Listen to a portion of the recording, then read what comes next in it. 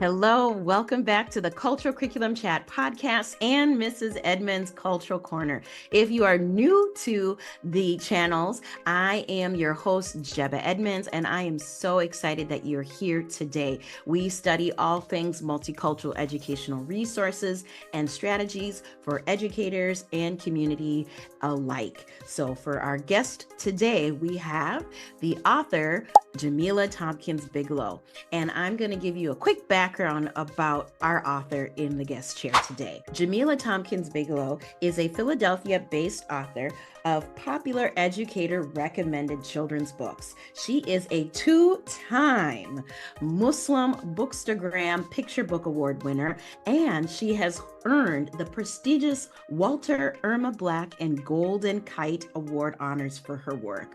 Her books continue to make many best of lists, including Time's 10 Best YA and Children's Books of 2021 and Book Riot's 20 Best Children's Books of All Time. Get your listening ears ready and leave the distractions behind because you don't want to miss this interview.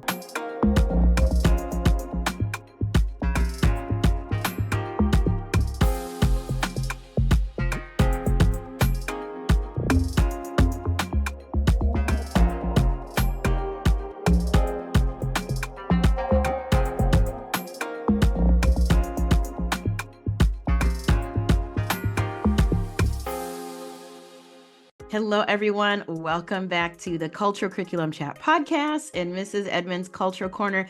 And in the guest chair today, I am so excited. We have Jamila Tompkins-Bigelow, award-winning author and educator and aspiring griot, or storyteller, if you're not familiar with that term. And I'm just fangirling right now because in my earlier podcast and YouTube channel 3 years ago, I found your book, Your Name is a Song. And I resonated with your character, Korajali Musu, and how she felt about her first name and no one in her class being able to pronounce it. So before we start, thank you, because of a name that's different. You really made all of us feel seen and taller. And I had a cousin named Ungazi that I gave her child that book too. I'm like, look, you're in the book. So thank you to your work and your talent and bringing, Black Muslim characters in your book, for all of us to learn from. So welcome. Oh, thank you. So glad to be here. So very glad. Thank you. Thank you, Jamila. So can you tell us a little bit more about your story? I did an intro earlier in the episode about your awards, but let's learn more about you and your roots. Sure. So, my name is, I tell people you can call me Jamila or Jamila. And people are very confused by this because I have a name book, a whole book about names and getting it right. And, but it actually has a lot to do with my background, right? Because I come from a family that has two different, cultures really. So my mother is West African. She came, really our family is from Guinea on that side, although a lot of our family members are in Liberia. I know we mentioned that, So we are, but we are, Guinean, Mandingo, and that side of the family often will call me Jamila, right? Jamila, and I was named after my grandmother, Haja Jamila, so I had this name. And on my father's side of the family, we are African-American, Black American people. The people who are descended from those who were enslaved, and that side of the family, I'm Jamila, I'm Mill. And so within even my household, I had these multiple pronunciations of my name and multiple pronunciations of different things, just different kinds of sounds and language that was happening. So that really colors my perspective of the world, and I grew up in this Muslim household. I was hearing Arabic, I was hearing French, I was hearing Mandingo, I was hearing English, African American vernacular English, right? I was hearing all of these different things as a young girl growing up. And I grew up, in the United States, mainly we moved from place to place to place for a long time before we settled in Philadelphia. So, and then I pretty much stayed there because I I guess I was tired of moving so much from childhood that I was like, Philly is my place. Philly is home. So I always call Philly my home. Just because that was like the first place where I stayed for a long time. I feel you. I'm in Duluth, Minnesota, and we moved a lot growing up too, from Liberia to, Southern Illinois. So I feel you there, Jamila. Is just, I'm here, I'm done moving. I feel you on that one. I totally can resonate. And yes, that Mahaja, because where my tribe is from, the Vai people is right on that border. Yeah. And my, grandmother, she passed a few years back, but Mahaja, so when you said Haja Jamila, I'm like, oh, I tell you, it's like we're meant to be here today to speak. This is awesome. So you being an educator, with your roots, in Philadelphia, and I always see, you're that multilinguistic, expert in AAVE and, like you said, Mandingo dialect and, and English. How do you translate, those multi-languages and dialects to your students to showcase that we do a lot of languages that we are aware of? Yeah, I mean, I think I've always appreciated the different sounds of language and different kinds of language and the kinds of languages that are often not appreciated, so now we get into, Blackness, right? And sometimes African language is not, appreciated. And oftentimes, Black American language, or the different kinds of language, all of our different variations of language are not appreciated. And so that always is something that is sort of a sticking point in the back of my head. And I also remember, growing up, I have a sensitivity to people who have accents, because I remember growing up with people who with very thick accents. My mother had a very thick accent. Her friends had very thick accents, and the kinds of discrimination, the kinds of ways that they were treated because they had these accents, particularly accents that came from African languages, right? That people were disrespectful of those things. And so I have a sensitivity and an ear for it. I also, I think I make a point to really listen to people when they have a thick accent, to make it like, you know what? You need to listen. You need to hear what they're saying, and you need to make that space for them and give them the patience of that, because a lot of times we don't. And then it also translates to, when people speak the different accents related to African American vernacular English, right? That people often aren't respectful of that. It must mean a lack of education. It must mean a lack of intelligence if your accent is thick, if that person is not able to code switch in the ways that are comfortable for, a lot of people, then we, automatically assign things to that instead of seeing it as just a facet of the beauty that, that this is the beauty of our diversity, right? Is that there are so many ways of speaking and so many ways of expressing language. One of the things my mother used to joke about is because she learned English first from Liberians. And she used to say, you'll never speak English, the way that, Americans can understand if you learned your language English from Liberians, because she used to roll the sounds together. Yes. She used to roll words together in ways that are very interesting. But I think they actually are pretty cool. And I think that actually lended itself to me becoming an author, because I appreciated it. And I had a girlfriend in high school, I remember, who used to do that sometimes. She would start, she talked, spoke English perfectly fine, but every now and then she would get like, excited or mad or something. And it was like, and I would just be like, I know what she's saying.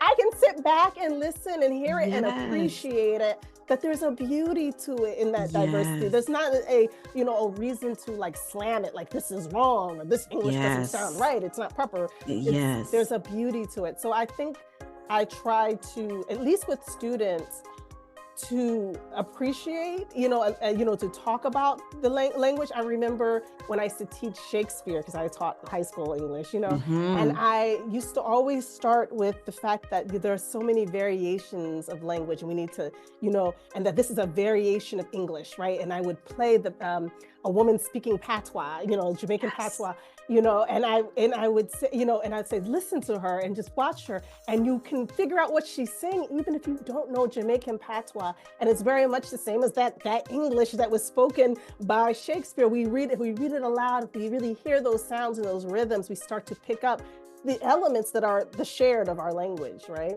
I love that. I love that. And how you talk about the biases where, as educators, we automatically assume this child is less than because, their syntax is not how we were trained to speak. And I just love how that juxtaposition of Jamaican patois and Old English. We're already interpreting language. Why not showcase, both of those realms? And yeah, I always tell people, you get me upset or excited, you'll hear that code switch of that Liberian English. And I even get teased too. It's like they say, you're kind of surreal, like you're kind of the watered down Americanized. So I know the room. But also what you touched on too, training your ear to hearing that. I feel like, learning how to be an active listener is so important. And I feel like people that have those different vernacular would feel comfortable with you because you're so used to hearing those patterns that you stop, you pause, give that more patience. And I feel that the majority of us need to stop and pause and have that patience, because there is that talk about certain accents are favored more than others, and so, we could talk all day about that. We could, I know. So what motivated you to become an author? The love of language? What else did you see or lack thereof that made you want to become an author? I pretty much am someone who spent their life pushing down that urge to be a writer. I think it went many years. I knew as a young child, I was like 7 years old, wanting to write stories, and I knew that I loved stories and I loved reading and I loved language, I loved poetry. And it was something that I just kept returning to whenever life was challenging, whenever I just needed it, I needed to express something. I would, write, things on the side, write poetry, but I never really gave it my serious attention, right? That because I felt, that it just, writing wasn't a path that had a clear direction to me. Like, what do you do with this? What does your career become? And my family was very working class, first generation college students. So I wanted to have a job that felt practical. This is how you make money with this job. You get the, those kinds of things. And writing doesn't necessarily provide that clear, like, this is how you'll make money. This is the job you can get. Although there are, directions, but I didn't have that knowledge. So it wasn't until I had been, a teacher for many years and I had my own young children and I was reading picture books to them that I realized, first of all, I'm in love with picture books. I'm in love with children's books. This is really a beautiful art form. I had never thought about it until I became a parent and had to read them regularly with my kids. This is an art form. This is pretty brilliant, the way that some of these authors are putting together or telling these stories with such a limited amount of text. The way that they are playing with, the images play with the text. This is very clever and really cool. And I remember, after I'd put my kids to bed, after, reading to them, sometimes I'd want to go back to a book and look at it some more and read it to myself. And I'd say to my kids, they say, look, you want to read it again? I'd be like, yeah, because I'd get so excited. And I was reading in like these different voices and characters. I was so excited about it and I would be into it. Or I'd be more excited about a book than them. I'm like, yeah, we should read this book. And they'd be like, I'm like, yes, you want to read it? I can tell you want to read it too. And they just like shrugging their shoulders like, I guess so, Mom. And so I recognized it's a passion. As I read more and more books, though, I was finding a lack. I was finding a dearth of books about Muslim kids, about Black kids, Black boys. I wasn't finding any books about Black Muslim kids. That was just like not there in the time that I had, starting to get, develop this interest. It was in 2015. And I was just like not finding these books. And I wanted those books for my kids. And I then just kind of said, maybe I should start writing these books. And I did, you know, So and happy you did. from there, that's Oh, where it went. Yeah. yes, I'm so happy you did. And you're right, you know, writing children's books is an art form, and that's something I aspire to do in the future. But just how you are a poet, I'm just going to say it, and how you create your characters. You have a light on your characters in a positive way. And it teaches kids, even in the classroom. I could see this when I had a classroom.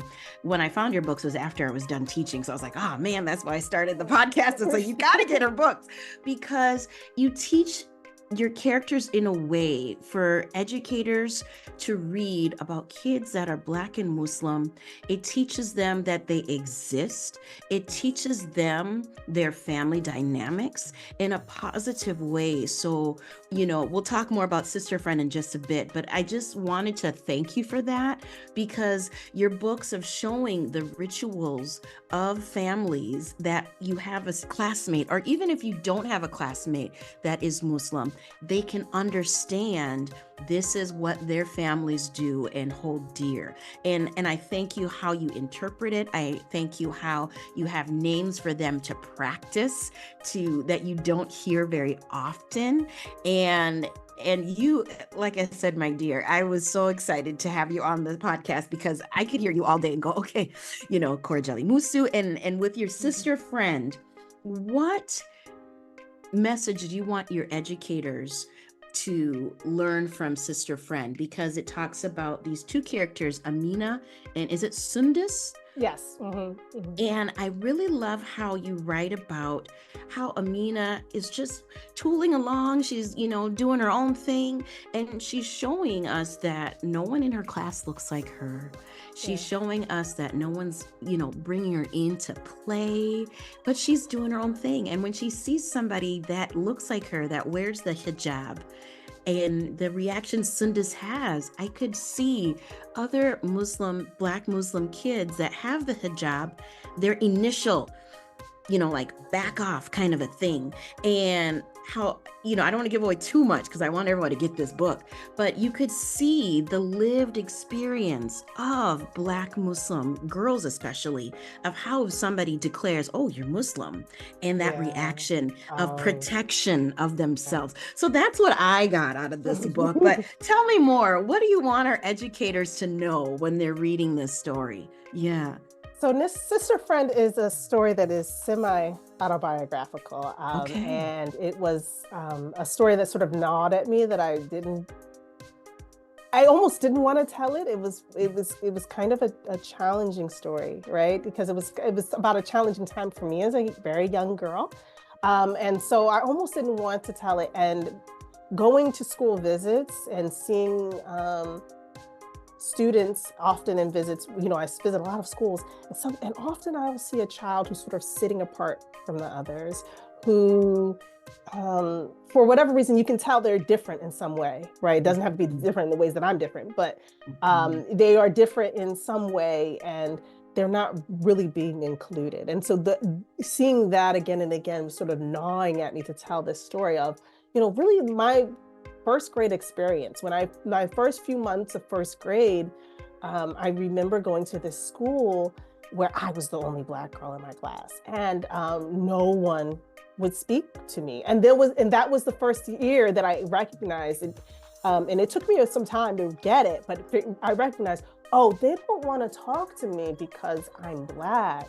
My hair is like this, my skin color is like this, and no one else has this hair, and no one else has this skin color. And so that's a sort of a challenging story to tell. And that's kind of why I was sort of like, I don't know if I want to tell this story. I don't know. But the thing is, it's such a universal story for a lot of people, right? Of that feeling, even in that we're not always able to protect our youngest kids from those feelings of being excluded for whatever reason, right?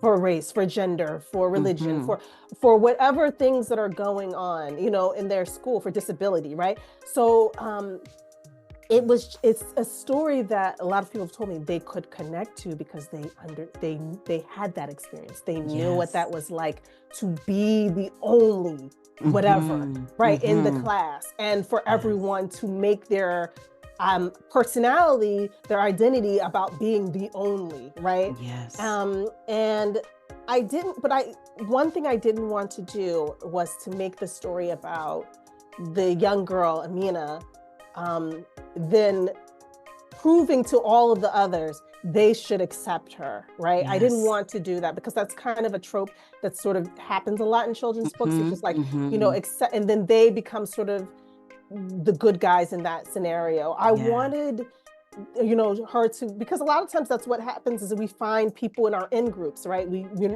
stop being the only, we find someone, right? So I wanted that to happen. But another thing that I wanted to happen is I wanted there to be a recognition that the other kids in the class miss out.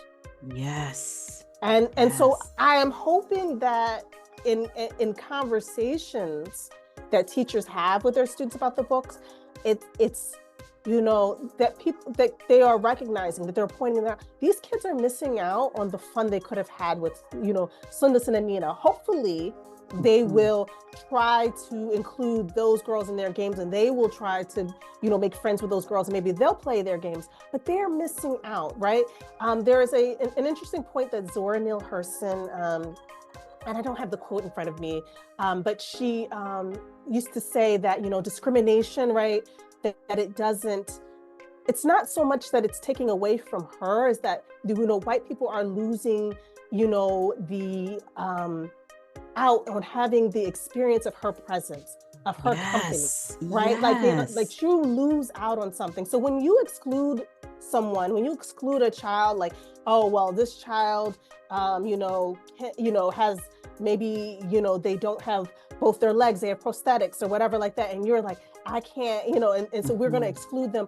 You are losing out on what that child has to offer, because I feel like every kid in that classroom has something to offer, something special. So I'm hoping that in conversations that teachers are talking about that, like how we can lose out on relationships, on seeing the light of those kids, because we're just making judgments on, well, if you don't look like me, then you can't be my friend. Or if you don't talk like me, then you can't be my friend. And that's not the way to look at it.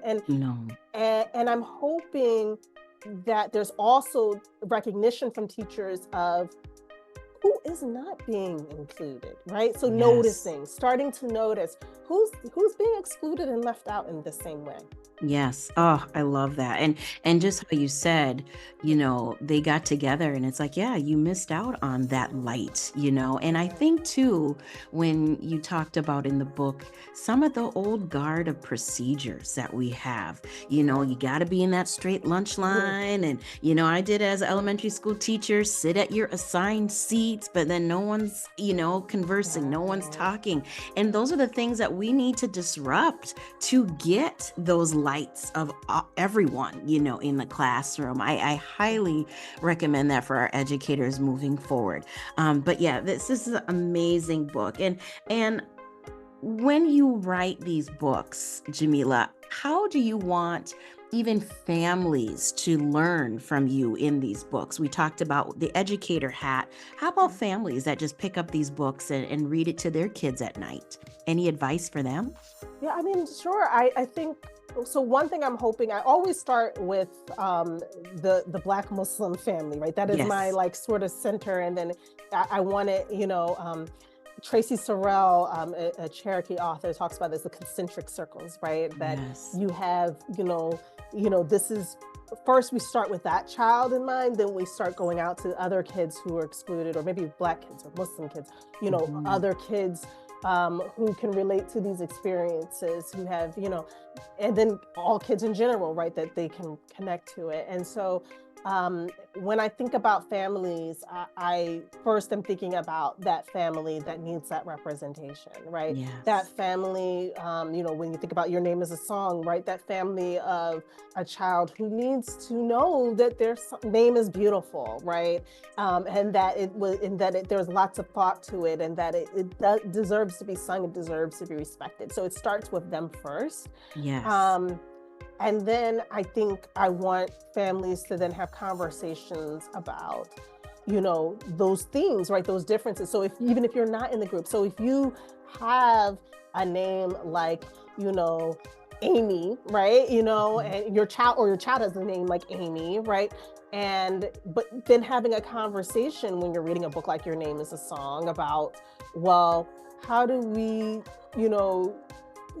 treat people, or how do we think about names that are unusual for us, right? Mm-hmm. How do we, how do you think that this child felt in this moment? And it's the same thing for a name like a book like Sister Friend, right? That I'm wanting families to have that conversation, about, well, how do you think they feel being excluded? Or, should we decide that someone can't be a good friend because or their skin color is different, or their hair is different, or they wear something that we don't wear? Can these people still be friends for us? So I want them to start having those conversations as well. That. Oh, love that. And I also love how each of your books, because, teacher to teacher, we know we got lesson plans for everything, and I love how you have educational tools and resources that teachers, parents can download and use those guided questions to talk and discuss in depth, with school around the corner. And this episode will be, airing in the fall, mid-September.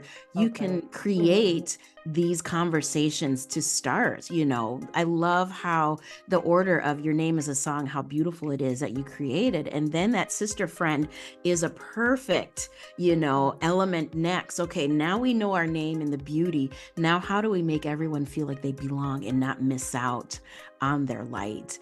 And Jamila, I could talk to you all day, my new friend. So where can we find you online? Because I want to share your work and your resources to the masses. So yes, share with us. Where can we find you? Sure. I mean, JamilaTheWriter.com is the best place to go. I have educator resources because, yes, I always start off as an educator, and a lot of times my books, I'm thinking about how to care for children in school spaces in the book. So so they lend themselves to a lot of the kinds of lesson plans. So definitely go to JamilaTheWriter.com, go to JamilaTheWriter.com/educators, but you can also just link to it from that main page and you'll find the resources. And I love adding teacher resources. So if you have resources, even teachers that you're like, could I share this with the masses? I like to link to those things so people have access to read alouds, to all kinds of activities. For Sister Friend, there are different activities, getting to know you activities to kind of bring your class together and get them, talking to each other. So those are the best ways. Author Jamila is my Instagram, so definitely follow me there. I definitely put a lot of different updates about my books and things that are coming and events that are happening. So definitely go to Author Jamila on Instagram. You'll find me there, and lots of fun things, happening there. Oh, thank you so much, Jamila. And yes, I'll have all of Jamila's resources and social media handles in the description below. And that's what we have for today on the Cultural Curriculum Chat podcast and Mrs. Edmonds Cultural Corner. Oh, Jamila, thank you so much for taking the time to speak with us today. And I have a feeling we're going to cross paths in the future, so you can sign my books because, honey, I have a whole Jamila shelf. I'm a huge fan. So thank you for the work you do and for, amplifying those voices of our Black and Muslim students in our community. I really appreciate the work that you're doing. So thank you. And we'll see you all here same time next week. Bye-bye. Bye.